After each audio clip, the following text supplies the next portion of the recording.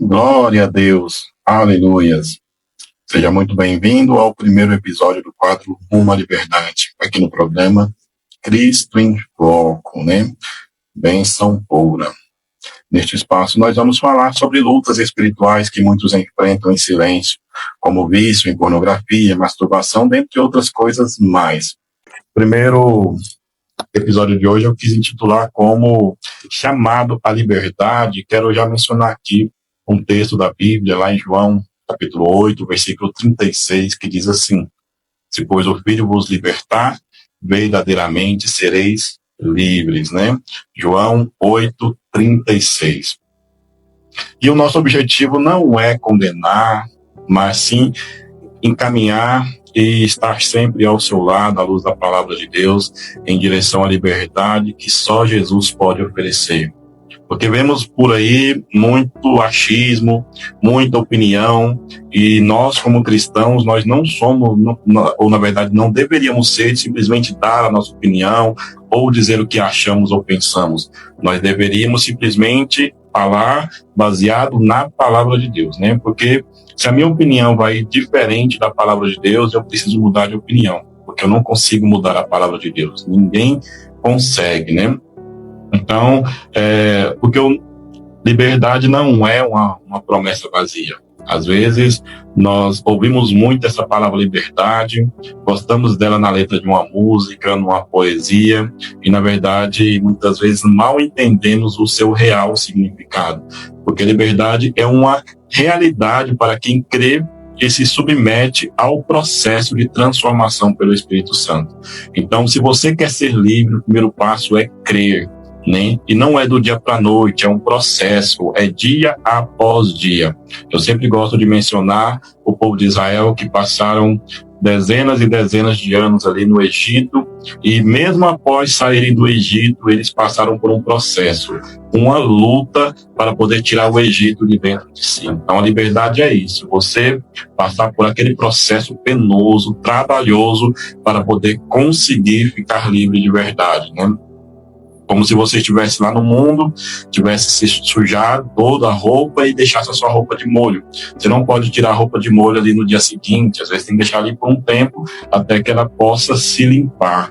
Glória a Deus, aleluias. E hoje, como eu já disse, né, o tema é chamado à liberdade, e a pergunta que quero fazer já desde o início é: você crê que é possível viver livre? Né? Essa é a pergunta que eu quero que você reflita sobre ela. Então, eu quero caminhar junto com você, descobrir junto com você o significado dessa pergunta. Você crê que é possível ser livre? E a primeira etapa se intitula como a escravidão que ninguém vê. Vivemos em tempos onde a pornografia está a um clique de distância, né? Nós vemos nos dias de hoje muito mais aflorado, o que não significa que nunca existiu, né? A diferença é que quanto mais facilidade as pessoas têm, mais as pessoas se escravizam, né? Então nós nunca vivemos numa era de tanta informação e ao mesmo tempo numa era de tanta escravidão, né? Muitos tratam como algo normal, como entretenimento adulto, mas o que parece inofensivo na superfície tem aprisionado a alma de muitos. Então, como que algo que dá prazer pode fazer tão mal? Então, não é uma questão de opinião, basta você calcular, refletir e ver que algo que está te dando prazer hoje, daqui a pouco vai estar te causando mal. Então, o prazer que Deus nos proporciona não é algo que vai nos fazer mal, né? Então, nós precisamos entender o primeiro ponto, isso, né? Como quando nós tratamos essas questões como algo normal, como apenas um entretenimento, e não nos damos conta que é algo pecaminoso e que escraviza a alma de muita gente, nós não teremos forças para lutar contra isso, né? Porque já foi dito, João 8,36, se, pois, o Filho vos libertar, verdadeiramente sereis livres. E no mesmo capítulo de João também diz, né, que a palavra de Deus precisa estar em nós. Então, só existe liberdade quando a palavra de Deus está em nós. Glória a Deus, aleluia. E Outra coisa em questão é que o vício em pornografia e masturbação é uma escravidão silenciosa, né? Paulo ele dizia que muitos acreditam que estão vivos, mas na verdade já morreram. Então você pode ver uma pessoa quando ela está com gripe, você vai ver, olhar para ela e ver que ela está com gripe. Você vai ver quando a pessoa está com câncer, você vai ver quando a pessoa está com alguma doença física que dá para enxergar a olho nu. Mas essa doença em especial não se dá para ver a olho nu, porque é uma doença silenciosa. Ela corrói o relacionamento, não só com Deus, mas também com as pessoas ao nosso redor.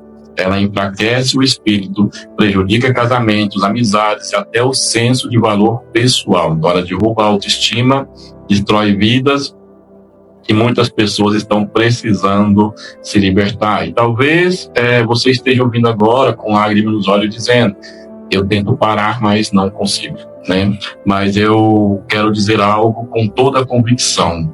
Jesus veio para libertar os cativos, porque ele mesmo declarou lá em Lucas capítulo 4, versículo 18, que o Espírito do Senhor está sobre mim, pois me ungiu para proclamar a libertação dos cativos. Então essa é a palavra do próprio Jesus Cristo.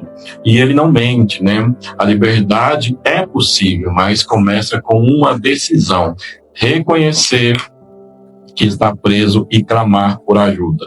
A pior coisa é quando você não reconhece, porque enquanto você não reconhecer, você acha que não está doente. Enquanto você não reconhecer, você acha que não precisa de ajuda. Então, a partir do momento em que você reconhece, você será ajudado, né? Quando nós estamos na presença de Deus, por exemplo, um dia nós precisávamos reconhecer que nós éramos pecadores e que precisávamos de salvação. Porque o próprio Jesus, ele diz, né, lá em Apocalipse, capítulo 3, versículo 20, eis que estou à porta e bato. Se alguém ouvir a minha voz e abrir a porta, eu entrarei em sua casa e cearei com ele e ele comigo. Então, Jesus, ele está ali batendo na porta. Ele não vai invadir se você não deixar ele entrar. Ele precisa que você abra a porta e deixe ele entrar. Então, a liberdade é possível, mas começa com uma decisão: reconhecer que está preso e clamar por ajuda. E a segunda etapa, né, se chama chamado à santidade e restauração. Foi para a liberdade que Cristo nos libertou, meu irmão. Permaneçam firmes e não se deixem submeter novamente a um jugo de escravidão. Quando Paulo escreve isso, ele está dizendo: você já foi liberto, agora precisa decidir viver como alguém livre. Ou seja, nós fomos libertos, nós só precisamos aprender a viver com essa liberdade. É como um passarinho que esteve preso numa gaiola.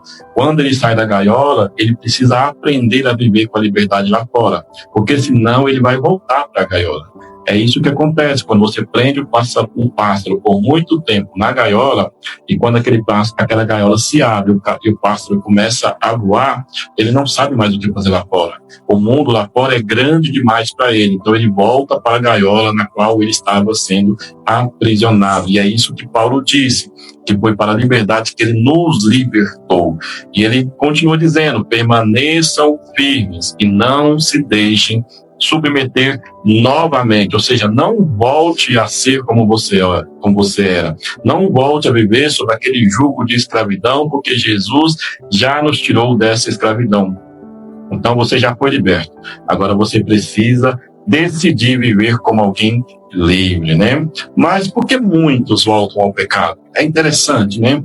Às vezes nós experimentamos ali a liberdade e de repente voltamos para o pecado, porque o pecado é uma coisa prazerosa, nem que seja um prazer momentâneo ele dá, porque se não fosse bom ninguém caía no pecado, né? Então a pergunta que você precisa fazer é: será que o meu prazer da liberdade é menor do que o meu prazer de viver escravo? Né? E respondendo a essa pergunta do porquê muitos voltam ao pecado, a primeira questão é porque ainda não aprenderam a renovar a mente, né? Como diz lá em Romanos capítulo 12, versículo 2, não se conforme com este mundo, mas transformem-se pela renovação da mente. Então muitas pessoas voltam ao pecado porque não aprenderam a renovar a mente. Porque se a sua mente não mudar, o seu corpo não vai te obedecer. Você precisa primeiro mudar a sua mente. Quando você fazia as coisas erradas, quando você praticava coisas condenáveis aos olhos de Deus, a sua mente é programada a viver daquela forma. Mas a partir do momento que a sua mente muda, todo o seu corpo passa pelo mesmo processo de mudança. Então, uma das respostas para a pergunta por que muitos voltam ao pecado é porque ainda não aprenderam a renovar a mente. E isso significa exatamente o quê? Primeiro, parar de alimentar a alma com o que contamina. Se eu sei que é algo que vai me contaminar, para que eu vou alimentar? Se eu sei que um copo tem veneno, para que eu vou tomar aquele copo? Sabendo o efeito que aquilo vai me trazer depois, né? É como um dependente químico. O dependente químico, ele sabe que ele passou muito tempo para poder conseguir viver sem as drogas. E ele sabe que apenas uma usada ali, aquele momento ali, se ele fizer apenas uma vez, usar drogas por uma vez, ele sabe que ele não vai conseguir ficar só na primeira vez. Então, para se libertar é um processo doloroso, mas para voltar ao cativeiro é muito rápido, né? Então, você renovar a sua mente significa parar de alimentar o que te contamina. Isso significa também escolher fontes de vida em vez de prazer passageiro. E também significa colocar os olhos em Cristo e não na tentação, porque se os seus olhos estão voltados para Cristo, você não consegue fazer coisas que desagradem a Ele. Então existe uma grande diferença entre ser pecador e viver no pecado. Pecador nós somos, né? Se você ouvir uma pessoa dizendo que não é pecador, essa pessoa é herege, porque nós somos todos pecadores. Mas a diferença é que nós não podemos mais viver no pecado. Então, quando você reconhece que você é um pecador, mas que pode muito bem viver sem o pecado, você vai entender o significado da palavra santidade. E hoje o Senhor te chama não apenas para parar de pecar, mas também para viver em santidade. Santidade não é perfeição. Quando muitas pessoas atribuem muito essa palavra, né? Santidade à perfeição. E uma coisa não tem nada a ver com a outra. Porque santidade não é perfeição. Santidade é ser separado. Deus, ele não te chamou para ser perfeito, porque ele sabe que você não vai conseguir ser. Mas ele te chamou para ser separado. Ele te chamou para ser diferente. O mundo faz isso, você não precisa fazer, né? Às vezes nós temos aquela mentalidade, mas está todo mundo fazendo. Lembre-se do que sua mãe te dizia quando você era criança. Você não é todo mundo, né? Você precisa entender que Jesus, ele te chamou para ser separado, de separar do que te destrói e unir-se àquele que te cura. E somente quem nos cura é Jesus Cristo de Nazaré. E eu quero trazer aqui uma ministração para a tua vida e um desafio também de fé, né? Talvez você já tentou vencer sozinho, já prometeu que não ia mais cair e acabou caindo, já chorou depois de pecar, já pensou até em desistir da vida cristã, né? Mas o Senhor está aqui agora falando ao teu coração. E Ele conhece o teu coração, Ele vê a tua luta, e Ele entende, Ele estende a mão para você agora, neste momento, né? Jesus, Ele ama o pecador, mas Ele vai continuar sempre abominando o pecado. E o primeiro passo rumo à liberdade é o arrependimento sincero. Não é só culpa, é decisão. Não adianta você dizer que se sente culpado, mas não tomar a decisão na sua vida. A mudança de direção. Você precisa de uma mudança na direção da tua vida. E hoje eu quero orar com você. E, se possível, repita essa oração onde estiver, seja em voz alta, seja uma oração mental, né? Porque Deus, ele é onisciente, ele escuta a sua mente, ele ouve o teu coração, mas você tem que fazer essa oração com fé, de todo o teu coração, né? Feche os teus olhos onde você está, ou se você estiver em algum lugar aí que não possa fechar os olhos, mas se concentre neste momento e deixe Deus falar com você. Senhor Jesus, eu reconheço que tenho vivido preso, tenho lutado contra a pornografia, contra a masturbação e não consigo vencer sozinho. Mas eu creio que Tu és poderoso para me libertar. Quebra hoje toda a cadeia, toda a prisão espiritual. Eu aceito o Teu chamado à liberdade e me rendo ao processo de cura e transformação. Em nome de Jesus. Amém. Glória a Deus. E eu quero encerrar trazendo aqui as considerações finais e um desafio para essa semana, para a sua vida. Se você fez essa oração, a caminhada já começou. Talvez você ainda tenha recaídas, mas agora você tem um rumo, né? Rumo à liberdade. E o desafio da semana é: separe 15 minutos no seu dia para ler o capítulo 8 do Evangelho de João. E segundo ponto, escreva uma oração sincera a Deus, falando sobre a sua luta. Faça como se fosse uma carta para Deus mesmo, com toda a sinceridade. Porque muitas vezes nós tentamos transparecer para os outros, mas Deus conhece nós por dentro. Então não precisa falar palavras bonitas, seja sincero com Deus, fale das suas fraquezas, das suas lutas e das dificuldades que você enfrenta para vencer esses e outros vícios. E lembre-se, você não está sozinho. Então, Cristo em Foco está aqui para caminhar com você e o Espírito Santo é o seu companheiro constante. Até o próximo episódio. E o tema do próximo episódio, que vai ser no dia 12 de julho, é a guerra da mente. E eu peço para que você compartilhe essa programação com alguém que precisa ouvir.